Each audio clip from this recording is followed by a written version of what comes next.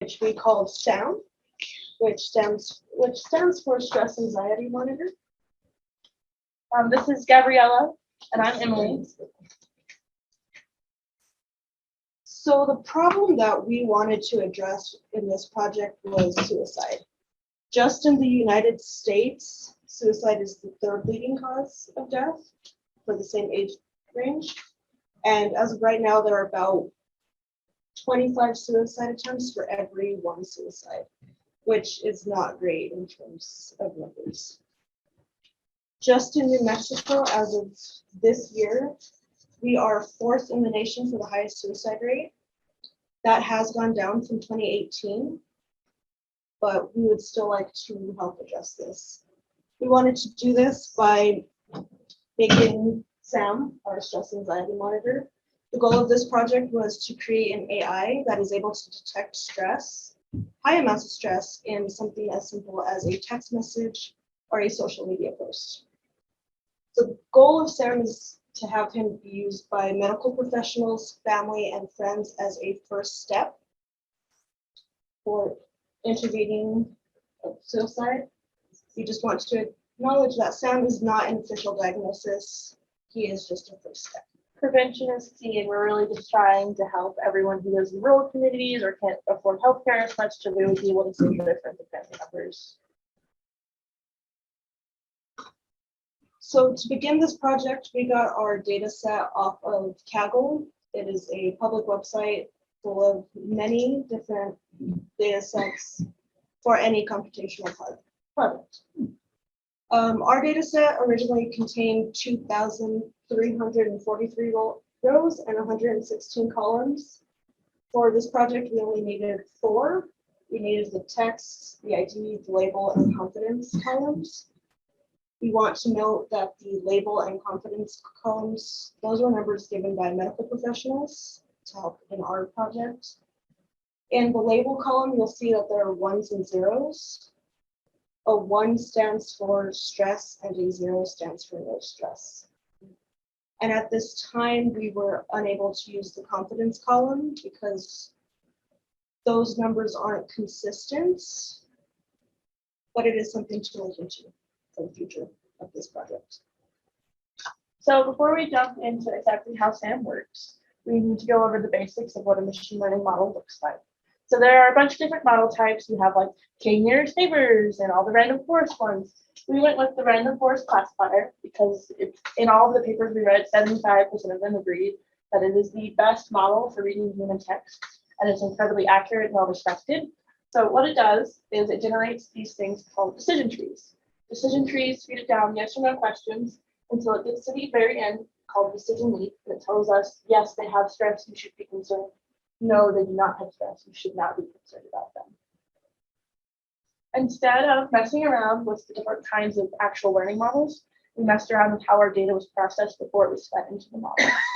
So the first one was a very simple, just trying to get more into machine learning, called the intensity score method. We created a dictionary of words that we could think of in papers cited as indicating stress within text conversations. So basics you would think of: anxiety, doom, afraid, desperate, worthless, crisis, suicide. But this lacks a lot of nuance because we're only human. Can't think of every word that could ever possibly show risks. And as languages adapt and change, this will slowly become less accurate. So it just lacks a lot of nuance, and it wasn't totally accurate. So we moved on to trying a new method. The bag of words method was not an idea created by us, but our code was like all original. We wrote all of our own code. So the bag of words method reads through our entire text and it creates what's called a sparse vector. It's a sparse vector because it contains so many zeros. It takes account for every word in the English dictionary and feeds it into a vector. So this method has a lot more nuance because it hits every word. And you don't ever have to worry, oh, maybe I forgot a word, maybe the language changes. And you can see it counts for that is a dog and this is a thing 0200121 for a long period of time. So it processes the whole vector. One of the common worries we had about it actually was how words like it and is and a impact the data.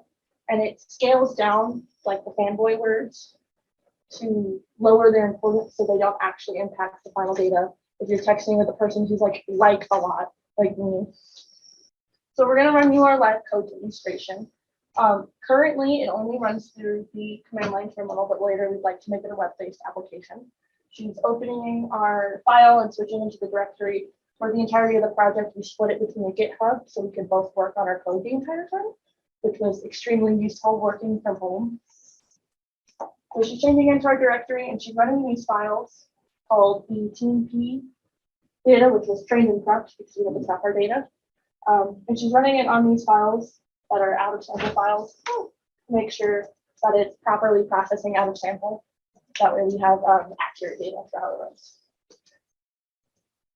So he runs through and he imports everything like most programs do. And then he reads these snippets or wrote. And you can see it'll tell us we're not worried here, we are worried here, but we'll get to those in a minute. So we have him produce confusion matrices because they're kind of nice to look at and they're a great way of looking at data. So figure 1 is our in-source, like in-sample data. So we have to consider this 47 and 52. This is out of the total data set. So only 47% of the actual data is for like zeros. So it's only missed wrong about 1% of the time on in-sample data, which is good, and it stays consistently at this rate, so we're not too concerned about overtraining yet.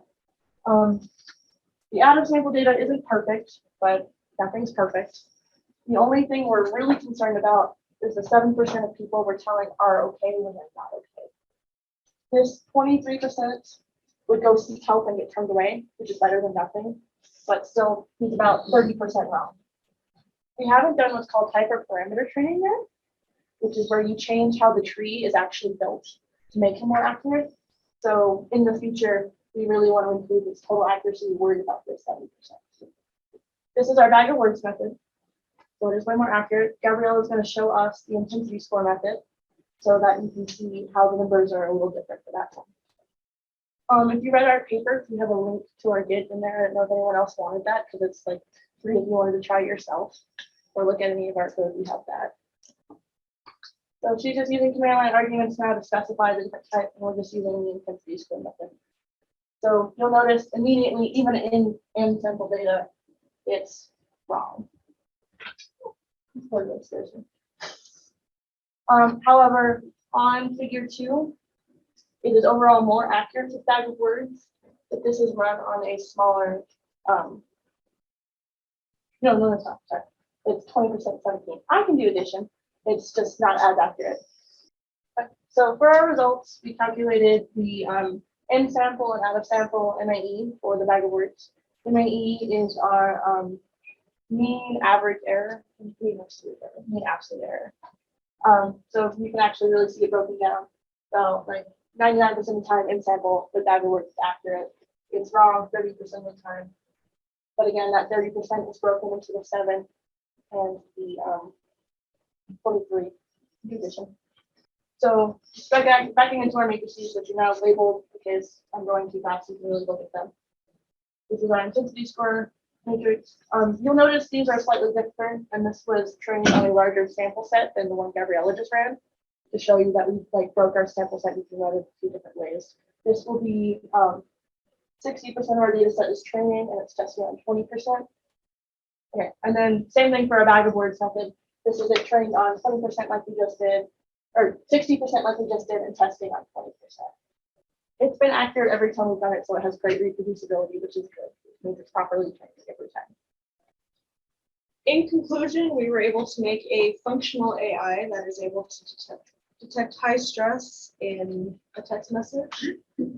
As I said at the beginning, we hope that STEM can be used in the future by health professionals, friends, and family as a first step for intervention.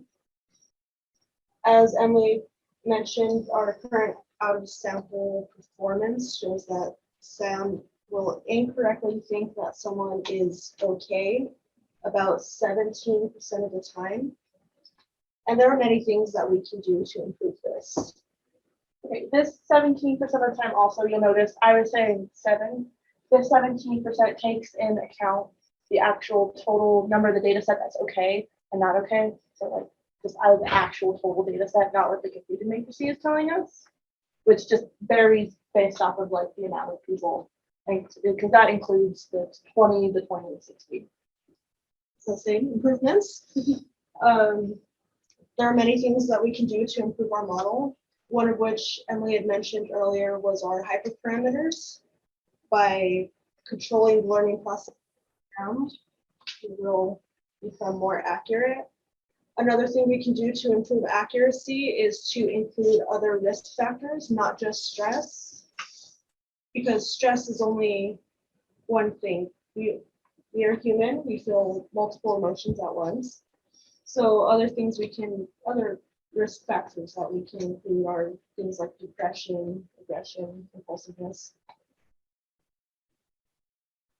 We also mentioned that as of right now, SAM can only be run out of the terminal, which is great, but we want to make it more accessible, and that is why we think we could also make a web-based application where users can either answer questions, write a little bit about how they're feeling, or include screenshots of text for SAM to analyze.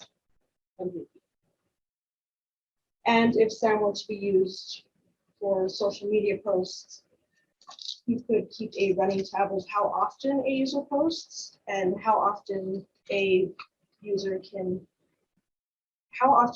shows high risk signs through multiple posts. These are our references and further reading. We thank you for your time and listening to us present. Any questions? I have a few questions. Okay, so if you're thinking about trying to catch people who have like anxiety or depression, did you think about the different like diagnostic criteria? Because usually the people who end up catching it a lot of times, well, down the line, they end up with psych. And then if somebody's trying to like diagnose depression or anxiety, they've got different like scoring things. They have something called the DSM diagnostic. Yeah. And so you could do DSM criteria. And if you did the web application we're talking about, you could input things and maybe even compare it to like the DSM. Did you guys look into resources available around that kind of thing, like how clinicians and other people kind of screen for looking for anxiety,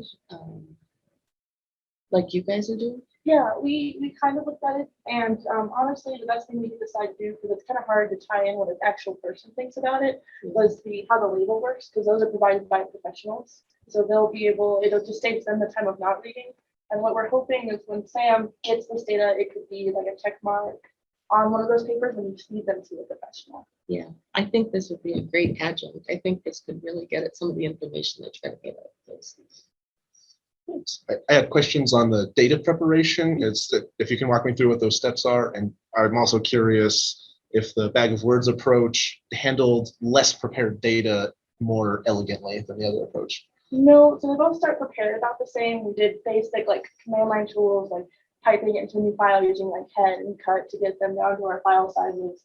And then within our code, it runs through and it massages it to the way scikit-learn wants it, because it's different when you use other programs. So we just kind of went along with what scikit-learn says the best way to feed any data into it is. Like just changes it into vectors and changes the text into the numbers, which is what the infinity score and Baga method is used for. And then that's fed into the model. Does that make sense? Sorry. Yeah. Can you tell me again on the last reference that you say Dr. Edit or Reddit? Dr. Yeah. Reddit. That paper. How was the scoring done again? Whether, and here's how is it trained? So there was scoring done in that paper on a whole bunch of text, and then was this person stressed or not? Can you explain how that worked? When I found the data set, all it really told me was that the label of stress or no stress was given by a medical professional who's been in the field for a while. They didn't go into much of how they determined if they were stressed or not, but we went through the messages, and the ones that signaled no stress were like, oh yeah, it's a beautiful day outside, there's no clouds in the sky. And then the ones that were stressed mostly were like, I had a bad day. Yeah, and we did basic, like, I guess I don't know what you really call it. Wikipedia reading where you look through the Wikipedia for a website and then look at all the other links people have to say about it. And most places say that any information you get off of Kaggle, if it says they're Kaggle, okay, that it is accurate. So we're part of it is just kind of trusting that it's accurate. Yeah, so kind of to follow up on that, I was a little curious, because I looked at the Turkin paper and I looked at the Kaggle data, well, I looked at the description of the Kaggle data set. The Kaggle data set sure looked like it was probably the Turkin data, but I didn't find anything explicit that said it. So I was curious kind of how you found the Kaggle data set, and then I may ask something about the way it was scored. I've done quite a few projects where I've gotten my data sets off of Kaggle. Uh-huh. So I've known about Kaggle for a while, so I figured that's would be one of the better places to find a data set for this project. And we love that it feeds directly into a CSV file. Yeah. How can you see a couple ways this could be deployed, right? One is by professionals or people watching social media and then trying to do an intervention, or by the team themselves voluntarily having kind of a helper always watching their social media. Where do you see the more possible or probable way of using this kind of technology? Well, we got really inspired by all the stuff going on right now with like Dolly and ChatGPT. Like people are so excited to actually try running an AI that we were really hoping we'd get kids our age excited and they test themselves and they would be like, oh no, I need to go reach out to someone. Mhm. That way, for now, it's also just, I live really rurally. Can't say words. So I can't go see a doctor. I can't just go schedule to see a doctor. It's a whole ordeal. And I worry about my own mental health and mental health of my family because they're both educators. So there's a lot of stress that comes with that. And it'd be a really easy way to help reach out to those people to really like encourage them to go seek help or call 988. Yeah, I was wondering if you could connect it to kind of like the helplines, the infrastructure already in place. So if somebody from the helpline is kind of like surveying what people have, as long as there's like some disclosure and somebody signed something that said, I know the helpline is like reading this or whatever. Yeah. And then like, or click this button to call the helpline or something. I don't know. But yeah, integrating. So coordinating all this good work with all the other good work. Yeah, we'd love to just make sure that like it, maybe basic web scraping stuff, if we did a website where it adds on, it's like, okay, here are locals near you, send an email, call them. So I liked in your future work, you mentioned multiple text because it strikes me that human emotions, my emotions anyway, go up and down. All the Right? time. And sometimes they trend worse and sometimes they trend better and sometimes there's a jump, right? And so it strikes me that a single text isn't necessarily diagnostic. And, you know, so sort of like that, but it would be interesting to test your system by stringing together a bunch of texts and seeing, you know, even in the bag of words, if my bag of words is going down, maybe I'm getting worse. It's also something that, at least over my experience, there are some people who are making statements that are sort of reaching out for input, but they're sort of not really at risk as much as there are other people that go very quiet. Which is why I liked your other feature statement of looking at number of texts. So, you know, maybe somebody who looks at risk and then suddenly goes quiet, their next text is a good indicator. Maybe somebody that's always talking. We Yeah. joked about that amongst ourselves though. Gabriella would go quiet. I would start like spiraling. Okay, I mean, you know, but it's just something to think about, and I'm glad to see those initial things, but certainly dive into that further and see what you might be able to determine from things like that. Yeah. You know, and there might be a whole variety of ways to test that, right? You know, I don't know how many kids these days write diaries, things. And when I was growing up, There were some people that did that, I never did. So maybe I was at risk, maybe they weren't, Yeah. you know, but those are things to think about as you're going through this. But very nice project, and I like that you were thinking forward at the end of it. Let's see. I was wondering if you could go back to the training and testing predictions for, I think it doesn't matter either the back of words or. Okay, I hear back of words. Okay. So I want to talk about the false positives a little bit. Okay. So what you're seeing here is kind of a classic thing that happens in sensor design. Yeah. Right. And one of the interesting things that happens, for example, in security systems, if you have a lot of false positives, people actually turn the system off. So thinking about how do you balance the false positives and the false negatives, because I agree, like the false negatives are really important. Yeah. But thinking about that balance is kind of where the art. We don't want people to think we're like phonies. What's that? We don't want people to think we're phonies. Well, yeah, I mean, just, what happens is, says, oh, you might have a thing, oh, you might have a, right, you should reach out, you should reach out. And by the third time that it tells you to reach out and you don't need to, you start saying, yeah, this isn't. So just thinking about what that balance is might be something for you to explore in the future. Yeah. About like how high do you think you can tolerate and how would you know? I mean, we are concerned by that number, but our data set is kind of limited. So in the future, we want to find a bigger data set. And like we said, we still haven't done hyperparameter tuning, which will really make the end result of that. Maybe one of these ones where I either can make a really big mistake. But, so this, I think, right, looks better to me than the intensity score approach. Yes. Right. Okay.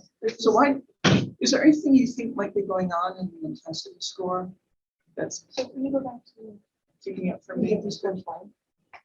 So the issue is the intensity score is only a human-made dictionary that it's looking for, and then counting up the total number of times and like a lot of words. So it lacks a lot of nuance, and it's this really was our first dive into starting a machine learning project, just to kind of have a base level, and then we improved upon it with the bag of words. Yeah, when we started it, for a class period, we're like, okay, what words do we think would be considered trigger words? And we just sat there.